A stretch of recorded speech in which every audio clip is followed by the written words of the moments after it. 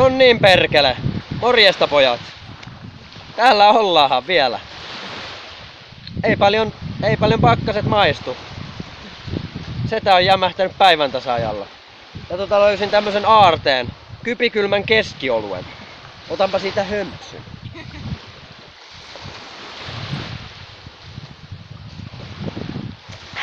Näin. Mitäs täällä? Sukellushommia, uimakouluja, tämmöses mestas. Tuolla on Juseliuksen poikaa tuolla riippumatossa makkoo ja Taivalmäki on menossa kotiin ja vaimokin siellä nököttää puujuurella. Mitäs tänne? Valkoisena on meilläkin maajouluna, mutta hiekasta.